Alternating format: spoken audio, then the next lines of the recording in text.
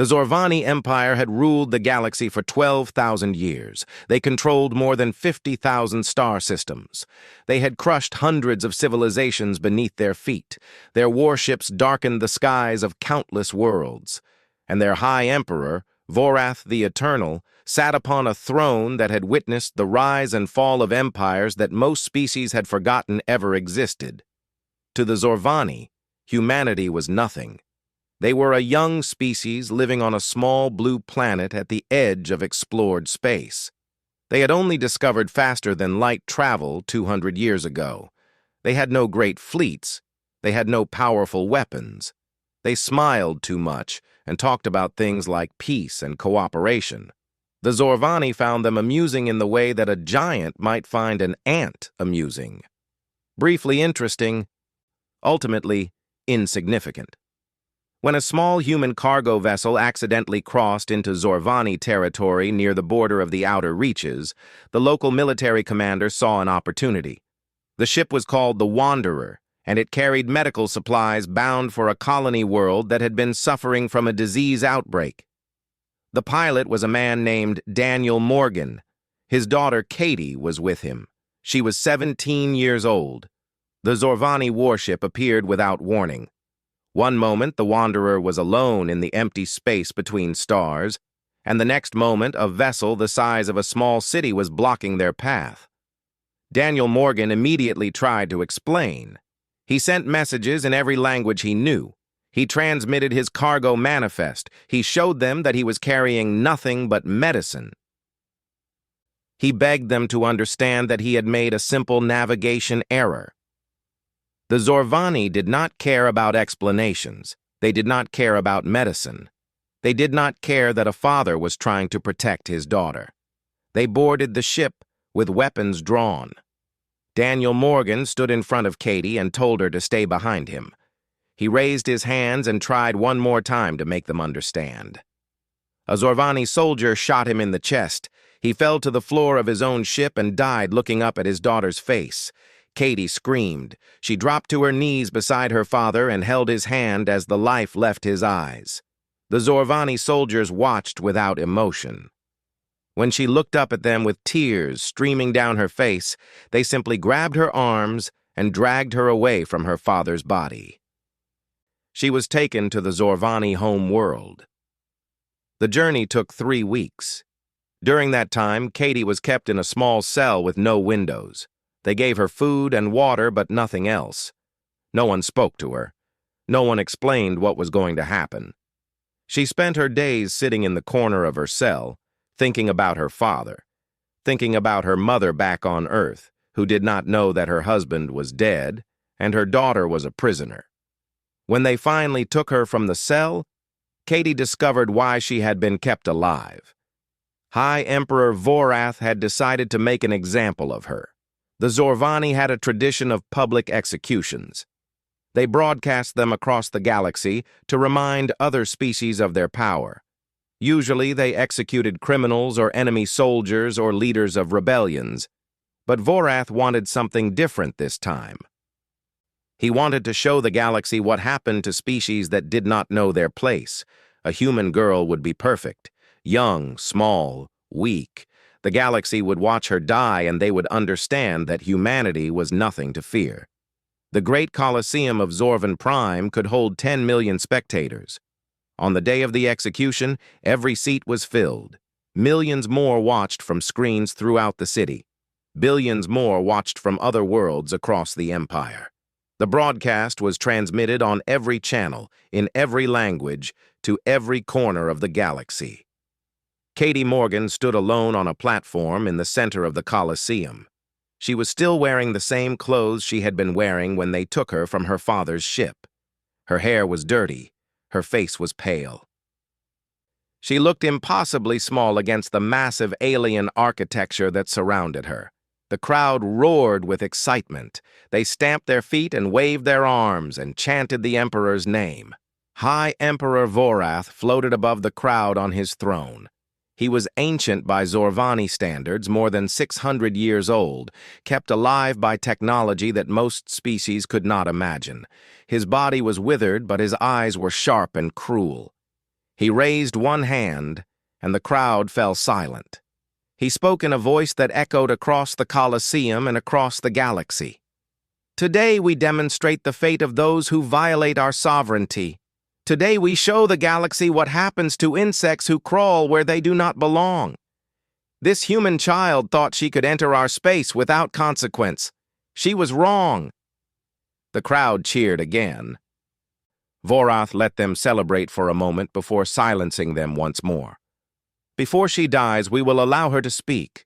Let the galaxy hear the final words of a human. Let them hear her beg for mercy that will not come. The broadcast cameras focused on Katie's face. The entire galaxy was watching. They expected to see fear. They expected to see tears. They expected to see a child broken by the weight of what was about to happen to her. Katie Morgan looked directly into the camera. Her face was calm. Her voice did not shake. She said 7 words that would echo through history. "You should not have done this." The crowd laughed. Even the Emperor smiled. What could this child possibly mean? What could humanity possibly do? They were nothing. They had always been nothing. The execution proceeded. It was quick. Katie Morgan died at 0907 Galactic Standard Time. The crowd cheered. The Emperor nodded with satisfaction. The broadcast continued for several more minutes as Vorath gave a speech about the greatness of the Zorvani Empire and the foolishness of lesser species. Then the broadcast ended and the galaxy moved on to other things. Another execution, another dead alien, another demonstration of Zorvani power. It was routine, it was forgettable. What the Zorvani did not know was that the broadcast had been received on Earth. Every word, every image, every moment. Humanity had been watching, and humanity was not going to forget. Admiral Nathan Cole was sitting in his office at the Pentagon when his aide burst through the door without knocking. The young man's face was white, his hands were shaking. He did not say anything. He simply turned on the screen on the wall and stepped back. Nathan Cole watched in silence as a 17-year-old girl was executed on an alien world. He watched as the Emperor laughed. He watched as the crowd cheered. He watched as Katie Morgan's body fell to the ground of that massive Colosseum. The Admiral was 63 years old. He had spent his entire adult life in service to humanity. He had seen many terrible things, but he had never seen anything like this. When the broadcast ended, he picked up the phone on his desk and dialed a number that very few people in the world knew existed. President Laura Bennett answered on the second ring. She had been watching too. "Admiral," she said. Her voice was steady but cold. "Tell me we can do something about this." "Yes, ma'am, we can." "Tell me everything." Admiral Cole took a deep breath. What he was about to explain was the most closely guarded secret in human history. For 200 years, since the day humanity first made contact with alien life, they had been hiding. Not because they were weak, because they were patient. The galaxy was a dangerous place. When humans first ventured beyond their solar system, they discovered that the universe was filled with ancient and powerful civilizations. The Zorvani Empire was just one of many. There were others who were even older and even more cruel. Humanity was new to the stars. They were outnumbered and surrounded by species that had been building warships for longer than humans had been writing words on paper. So humanity made a choice. They would play the role of a minor species. They would smile and nod and accept their place at the bottom of the galactic order. They would trade peacefully. They would avoid conflicts. They would give every other species in the galaxy reason to ignore them. And while the galaxy ignored them, humanity would prepare. Project Nightfall began 170 years ago. It was funded by every major government on Earth. It employed the greatest scientists humanity had ever produced. Its goal was simple: develop technology that would allow humanity to defend itself against any threat in the galaxy. They succeeded beyond their wildest dreams. The fold drive was the crown jewel of Project Nightfall. Most species in the galaxy used some form of faster-than-light travel that bent the rules of physics. The fastest ships could cross the galaxy in months. The Zorvani, with their most advanced vessels, needed about 3 months to travel from their home world to Earth. The fold drive did not bend the rules of physics. It broke them completely. Instead of moving a ship through space, the fold drive folded space around the ship. The distance between 2 points simply stopped existing. A ship equipped with a fold drive could travel from Earth to the edge of the galaxy in less than 1 second. There was no limit to the range. There was no delay. One moment you were here, and the next moment you were there. No other species in the galaxy had anything like it. No other species even knew it was possible. "The fleet is ready," Admiral Cole told the president. 17 vessels in orbit right now. They look like research ships to anyone watching, but they're fully armed with weapons systems that make Zorvani technology look like children's toys. We can be at Zorvan Prime in less than a second. President Bennett was silent for a moment. When she spoke again, her voice was heavy with the weight of the decision she was about to make. "Can we reach the Emperor?" "Yes, ma'am. We can reach anyone, anywhere in the galaxy, and we can do it before they even know we're coming. This will change everything. Once we reveal what we can do, there's no going back. Every empire in the galaxy will see us as a threat." "With respect, ma'am, they already see us as prey. That girl died because they thought we were too weak to respond.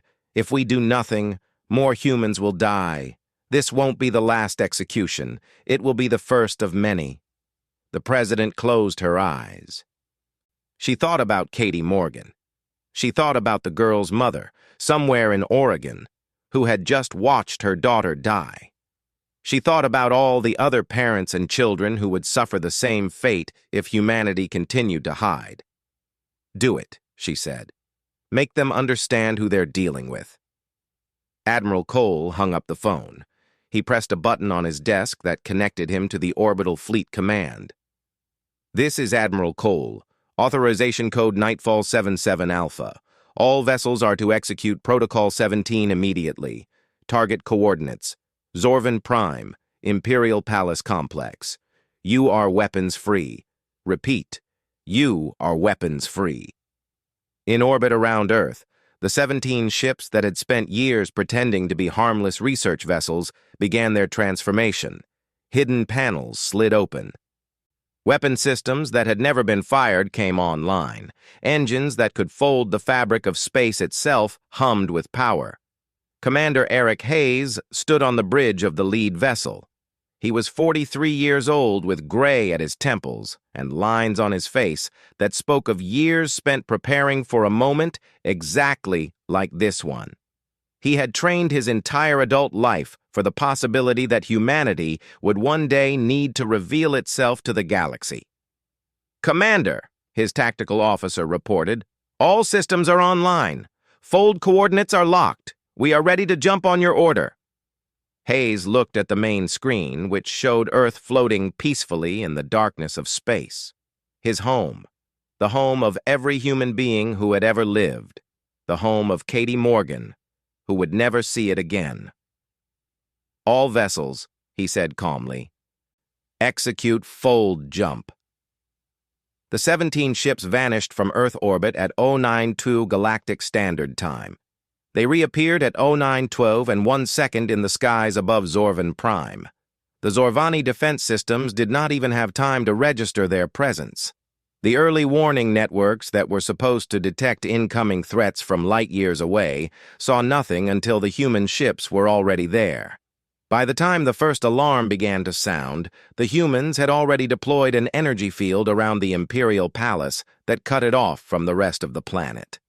In the palace itself, Emperor Vorath was still celebrating his successful execution. He was receiving congratulations from his advisors and planning his next public appearance when an aide rushed into the throne room with terror on his face. "My Emperor, there are ships in orbit. They appeared from nowhere. We cannot identify them. They are directly above the palace." Vorath frowned. What do you mean they appeared from nowhere? Our sensors cover the entire system. I do not know, my Emperor. They simply appeared.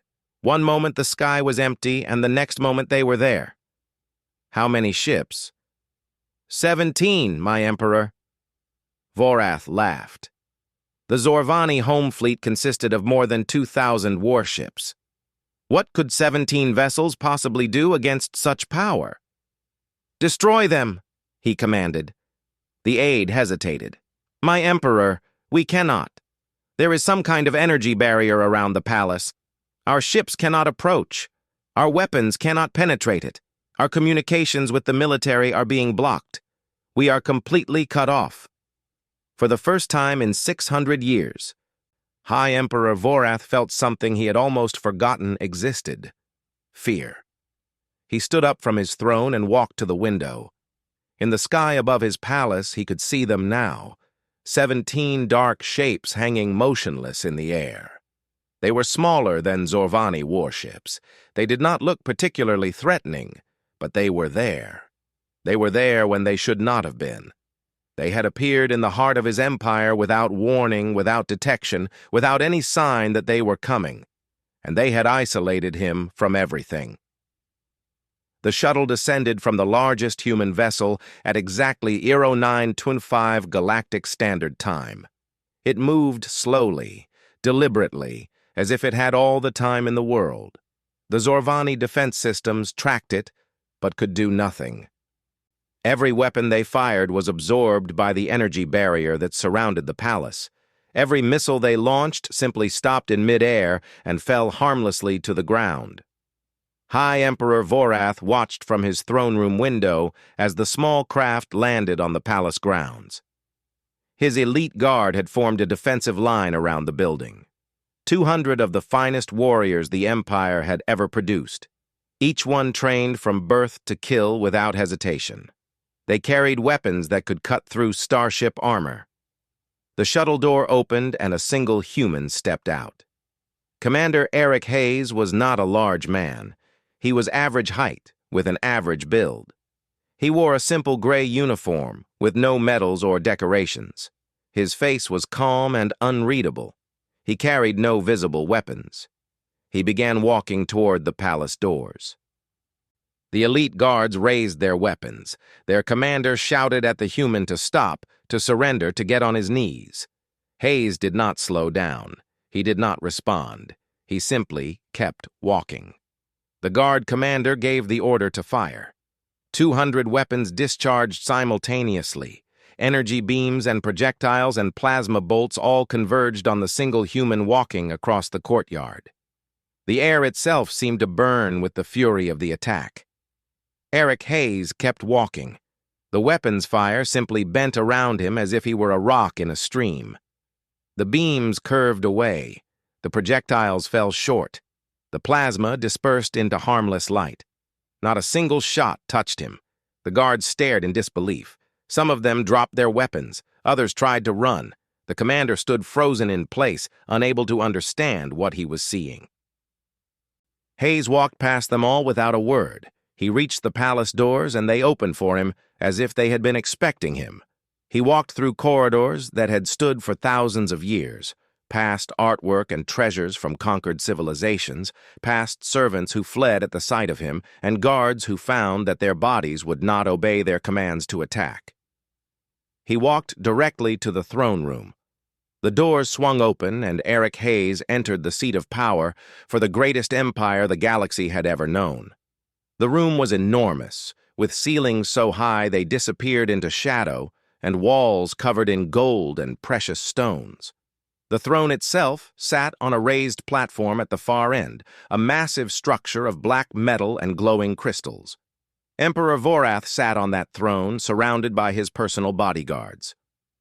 20 of them, the best of the best, armed with weapons that could destroy buildings. They formed a wall of muscle and armor between the Emperor and the human intruder.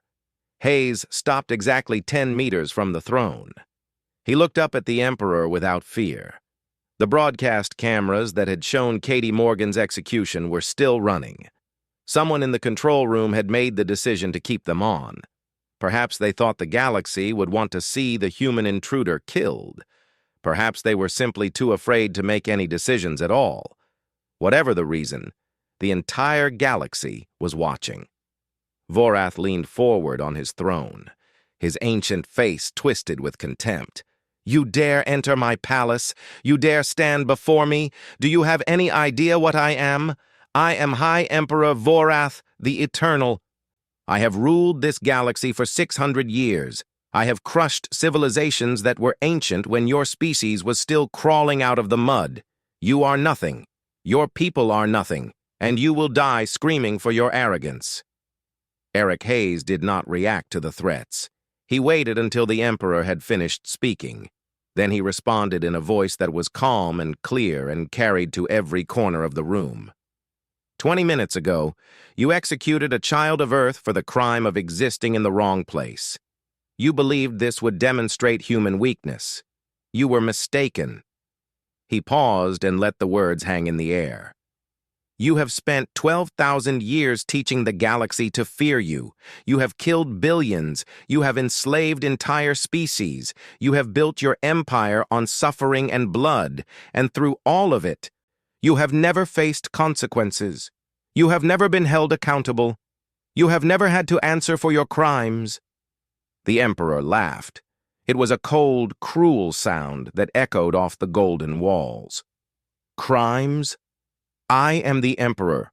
I decide what is a crime and what is not. I decide who lives and who dies.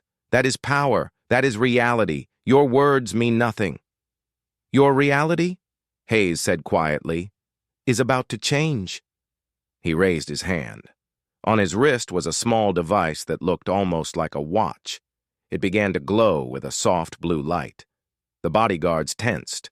The Emperor gripped the arms of his throne. The entire room seemed to hold its breath. High Emperor Vorath, Hayes said formally, you are hereby charged with crimes against humanity. The verdict has already been rendered. The sentence is immediate. Vorath opened his mouth to give an order. Perhaps he was going to tell his guards to attack. Perhaps he was going to threaten Hayes with unimaginable tortures. Perhaps he was going to laugh again and dismiss the human as a fool. The galaxy would never know what he intended to say. Because in that moment, High Emperor Vorath the Eternal simply vanished. There was no flash of light. There was no sound. There was no warning of any kind. One moment the Emperor was sitting on his throne, 600 years of tyranny and cruelty given physical form. The next moment the throne was empty. He was simply gone. The bodyguards stared at the empty throne. The servants in the corners of the room began to scream. The broadcast cameras kept recording, sending the image of that empty throne to every corner of the galaxy. Eric Hayes lowered his hand. The blue light on his wrist faded. The Emperor is not dead, he announced to the room and to the billions watching across the stars. Death would be too simple. He has been relocated to a facility where he will spend the remainder of his natural life in complete isolation. He will never see another living being. He will never hear another voice. He will never touch another soul. He will exist alone with nothing but his memories and his crimes until the day his body finally fails. He paused. This is not cruelty. This is not revenge. This is human mercy, a concept your Emperor never understood. The time was Aero 934 Galactic Standard Time, exactly 27 minutes after Katie Morgan's death. The bodyguards had not moved.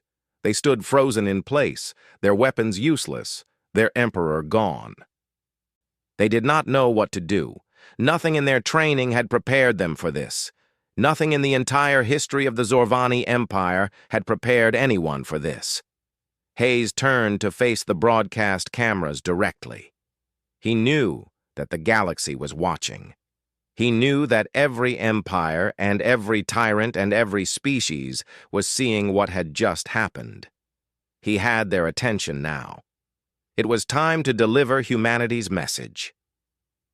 To the people of the Zorvani Empire, he said, your Emperor acted alone. His crimes were his own. Humanity does not hold entire species accountable for the actions of their leaders. Your worlds will not be attacked. Your people will not be harmed. You are free to choose your own path forward." He paused, and his voice became harder. "But understand this. The girl you murdered today was named Katie Morgan. She was 17 years old. She wanted to be a doctor. She was traveling with her father to deliver medicine to sick children on a distant world. She was innocent. She was harmless. And you killed her for entertainment." The cameras kept recording. The galaxy kept watching. Hayes took a step closer to the cameras. "For 200 years, humanity has hidden its true nature. We allowed the galaxy to believe we were weak. We watched as empires like yours spread suffering across the stars. We chose patience. We chose peace. We hoped that the galaxy would evolve beyond barbarism." His eyes were cold now. That hope died with Katie Morgan. He reached up and touched the device on his wrist. "Humanity is no longer hiding. We are no longer patient. We are no longer going to watch while children die and monsters sit on thrones." He let those words sink in. To every tyrant watching this broadcast, to every warlord and dictator and emperor who has built their power on the suffering of others, hear me clearly. We are coming, not with armies, not with fleets. You will simply wake up one morning and discover that you have vanished, just like Vorath. We will not warn you. We will not negotiate with you. We will simply remove you from existence.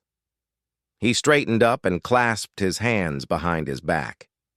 The broadcast of Commander Hayes standing in the empty throne room was watched by more beings than any other event in galactic history. It was replayed millions of times in the hours that followed. Every government, every military, every intelligence agency in the galaxy studied every frame. They analyzed the technology that had blocked the Zorvani weapons. They examined the device on Hayes' wrist. They tried to understand how 17 ships had appeared from nowhere and vanished an emperor without a trace.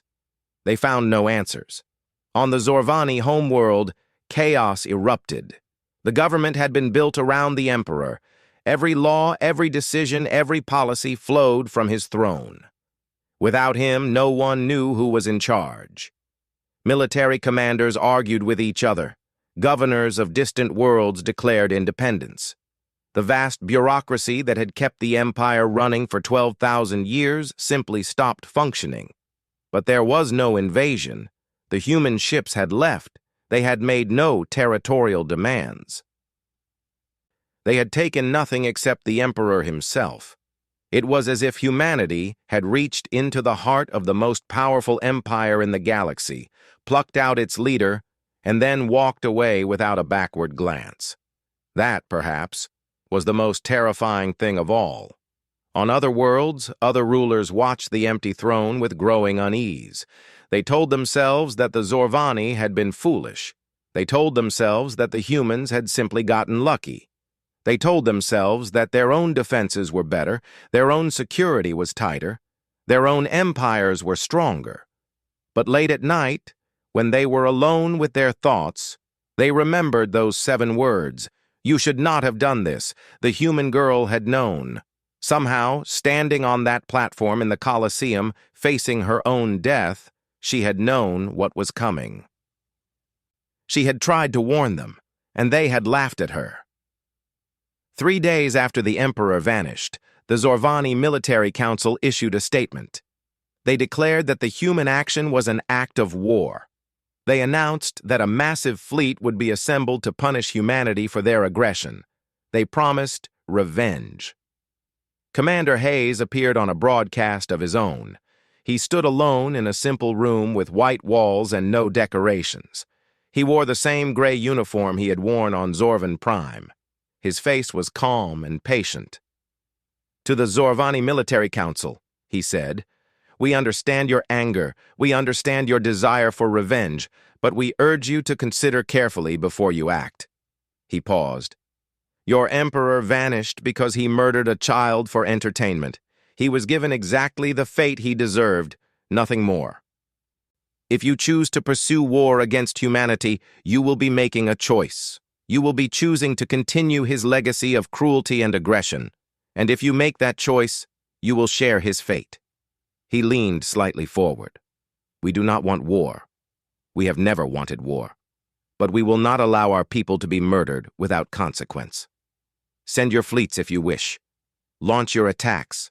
Threaten our worlds. But understand that for every human life you take, one of your leaders will vanish. We have the technology to reach anyone, anywhere, at any time. Your admirals are not safe. Your generals are not safe. Your counselors are not safe. Every time you kill a human, someone in your chain of command will simply cease to exist. He straightened up. The choice is yours. Choose wisely. The Zorvani Military Council met again in secret. They argued for 3 days. Some wanted to attack immediately. They believed that the humans were bluffing, that no species could truly have the power they claimed. Others counseled caution. They pointed out that the humans had proven they could bypass any defense. They asked what good a fleet would do if its admirals vanished before they could give orders. In the end, caution won. The Zorvani did not attack. They quietly began the process of reforming their government without an emperor. The message had been received. But the Zorvani were not the only power in the galaxy. The Kathrani Dominion ruled a section of space nearly as large as the Zorvani Empire.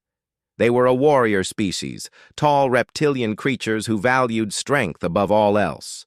Their supreme commander, a giant named Vex, had watched the broadcast from Zorvan Prime with contempt. He did not believe the humans were capable of what they claimed. He believed it was an elaborate trick, some kind of advanced holographic technology designed to create the illusion of power. The Zorvani had been fooled because they were soft. The Kathrani were made of stronger stuff. 1 week after the Emperor vanished, Vex gave a speech to his people. It was broadcast across his entire dominion. "The humans are liars and cowards," he declared. "They hide behind technology and tricks. They are afraid to face us in open battle. They talk about peace and mercy because they are too weak for war. I say we call their bluff. I say we show the galaxy what a real empire looks like. I say we crush these insects and take their pathetic little world for ourselves." The crowd roared with approval. Millions of Kathrani warriors raised their weapons and chanted their leader's name. Vex smiled. He opened his mouth to continue his speech. He never got the chance. Mid-sentence, in front of millions of his followers, in the middle of his own capital city, surrounded by the most advanced security systems his species possessed, Supreme Commander Vex simply vanished. There was no warning. There was no sign of any attack. One moment he was there, 7 feet tall and covered in armored scales, the mightiest warrior his species had ever produced. The next moment, he was gone. The crowd fell silent. The broadcast continued, showing the empty space where their leader had stood. No one knew what to do. No one knew what to say. The message had been delivered again. In the days that followed, other rulers began to change their behavior. The Emperor of the Salkan Federation quietly released 10,000 political prisoners. The warlords of the Outer Rim stopped their raids on civilian shipping lanes. The corporate masters of the Trade Alliance ended their practice of using slave labor in their mining operations. No one announced these changes publicly. No one gave credit to humanity, but everyone knew why they were happening. On Earth, the reaction was more complicated. Many humans celebrated what had been done. They felt that humanity had finally stood up for itself, finally shown the galaxy that they would not be victims. They were proud of their species for the first time. Others were afraid. They worried about what would happen when the galaxy decided to fight back. They worried about the power their government had been hiding for 200 years. They worried about what it meant to live in a species that could make emperors vanish with the push of a button. President Bennett addressed the nation and the world. "What happened to Katie Morgan was a crime against all of humanity," she said. "We did what we did to ensure that it would never happen again. We take no pleasure in our actions. We sought no conquest and claimed no territory. We simply delivered justice." She paused and looked directly into the camera. "To the people of Earth, I want to be clear about something. The technology we revealed is not a weapon of aggression. It is a shield. For 200 years we have hidden it because we hoped we would never need to use it. We hoped the galaxy would become a peaceful place where such power was unnecessary. That hope was proven wrong. But we will not use this technology to build an empire. We will not use it to conquer other worlds. We will use it only to protect our people and to hold accountable those who harm the innocent. That is our promise. That is our commitment." 6 months passed since the day Katie Morgan died on Zorvan Prime. In that time, the galaxy changed more than it had in the previous 1,000 years. The Zorvani Empire did not fall. Many had expected it to collapse without its emperor, to break apart into warring factions and destroy itself. Instead, something unexpected happened. The various leaders who had spent centuries competing for the emperor's favor were forced to work together. A council was formed. Decisions were made by vote rather than decree. It was messy and slow and often frustrating, but it worked. The new council's first act was to ban public executions. Their second act was to release all prisoners who had been held without trial. Their third act was to send a formal apology to humanity for the death of Katie Morgan. The apology was accepted. Diplomatic relations were established. The two species that had seemed destined for war began the slow process of learning to coexist. Across the galaxy, similar changes were happening. Rulers who had ruled through fear began to rule through consensus. Leaders who had ignored the suffering of their people began to address it. Not all of them changed out of genuine conviction. Many simply feared that they would be the next to vanish if they continued their cruel ways. But fear in this case produced results that compassion had failed to achieve. The Kathrani Dominion was the most dramatic example. After Supreme Commander Vex vanished, the warrior culture that had glorified conquest and violence began to question itself. A new leader emerged, a female named Kira, who had spent years arguing for reform. She was the first Kathrani leader in history to seek peace with neighboring species rather than war. When asked why she had changed her species' direction so completely, Kira gave a simple answer. "We spent 10,000 years believing that strength came from the ability to destroy. The humans showed us a different kind of strength. They could have destroyed us all. Instead, they removed one leader and then walked away. That is true power. That is what we should aspire to." Not everyone was happy with the changes.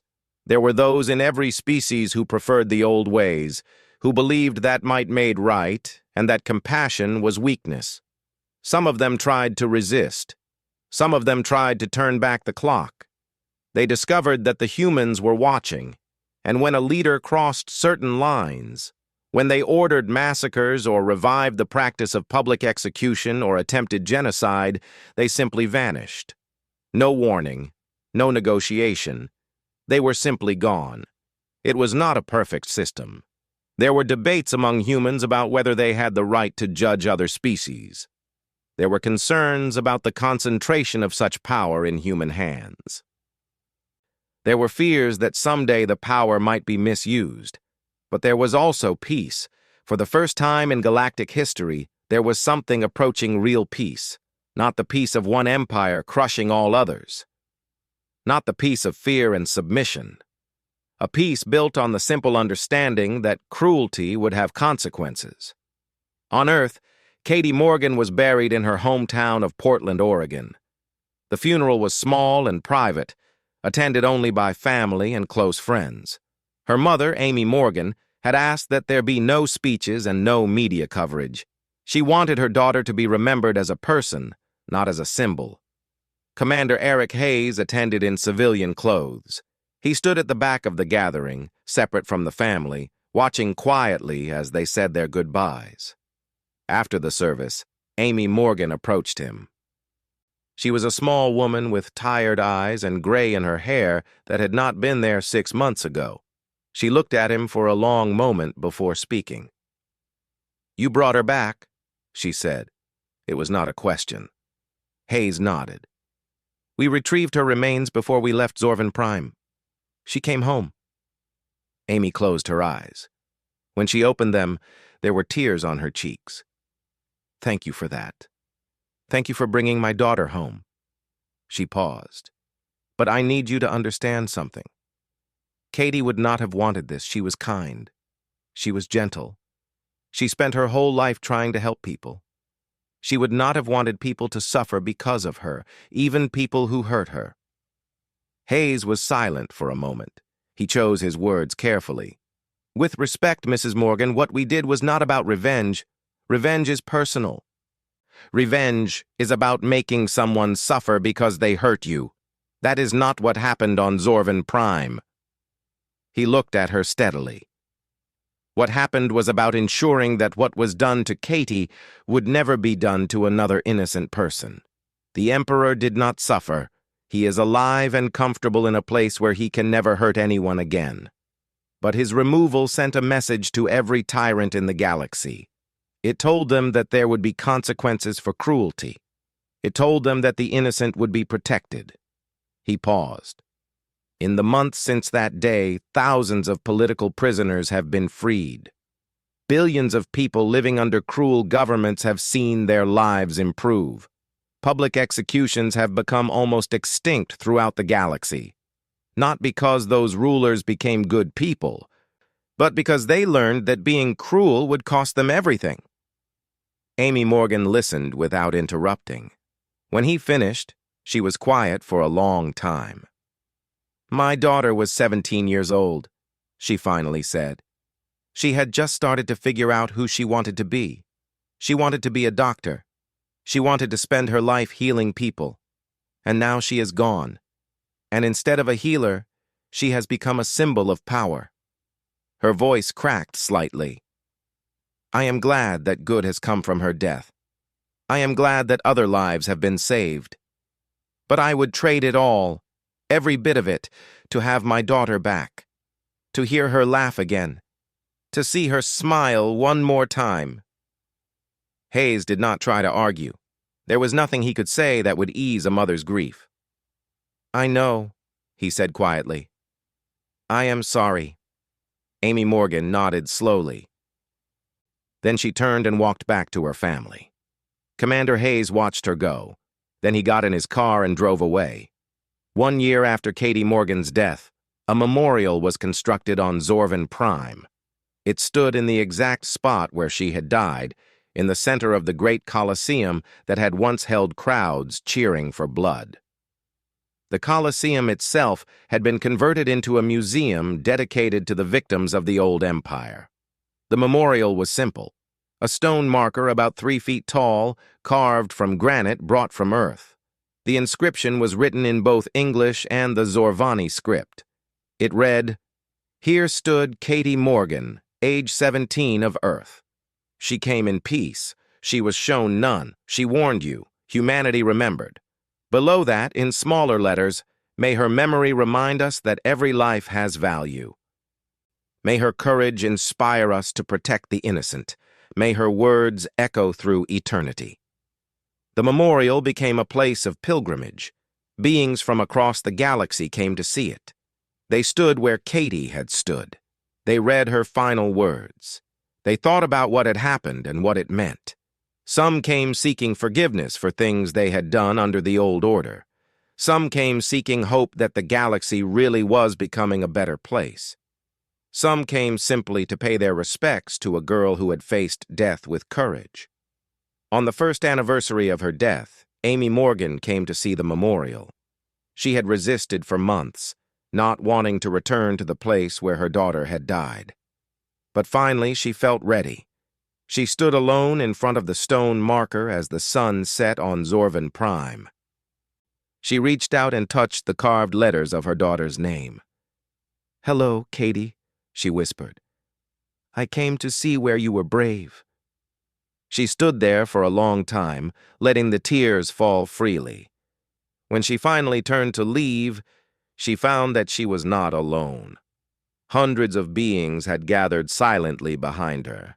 Zorvani and humans and dozens of other species, all standing together in the fading light. None of them spoke. None of them approached her. They simply stood as witnesses, honoring the memory of a girl who had changed the galaxy. Amy Morgan walked through the crowd. Each being she passed bowed their head in respect. She said nothing to them. There was nothing to say.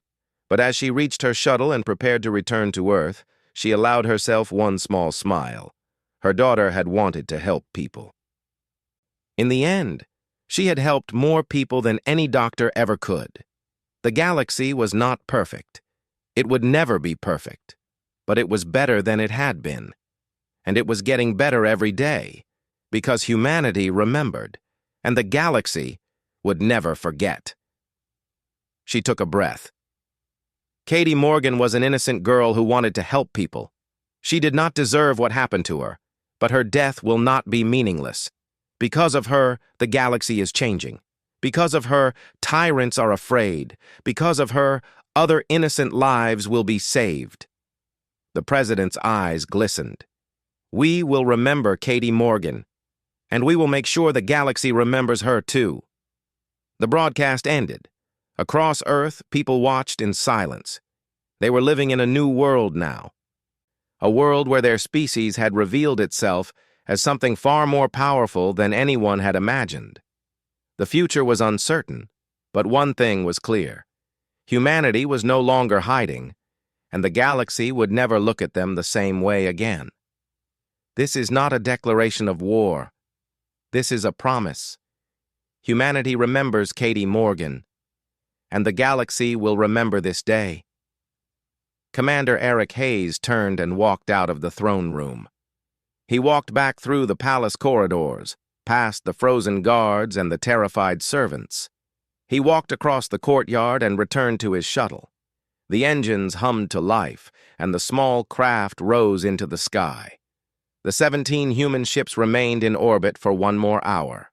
Then they folded space and vanished as suddenly as they had appeared. The throne of the Zorvani Empire remained empty. And the galaxy would never be the same again. "What species?" Vorath demanded. "Who are these intruders?" The aide looked at his data pad with trembling hands. "The ship signatures match human design patterns, my Emperor." Vorath stared at him in disbelief. "Humans? The insects from the edge of the galaxy? The ones who smile and bow and run from every fight?" "Yes, my Emperor." High Emperor Vorath turned back to the window. He looked up at the 17 ships that hung above his palace like silent judges waiting to deliver a verdict. For the first time, he began to wonder if he had made a terrible mistake. The clock now read 09:20 Galactic Standard Time. Only 7 more minutes until everything changed. In a small house in Portland, Oregon, a woman named Amy Morgan had watched her daughter die on a screen in her living room. She had watched her husband's murderers parade her child in front of billions of aliens. She had heard her daughter's final words, "You should not have done this." Amy Morgan did not know what those words meant, but somewhere in the halls of power, somewhere in the depths of human government, people who did know were already moving. Phones were ringing. Codes were being transmitted. Ships that the galaxy had never seen were powering up their engines. The Zorvani had made a terrible mistake. They had assumed that because humanity was quiet, humanity was weak. They had assumed that because humanity smiled, humanity was harmless. They had assumed that a species that talked about peace would never be capable of war. They were about to learn how wrong they were. The clock started at 9:07 Galactic Standard Time. In exactly 27 minutes, the galaxy would change forever.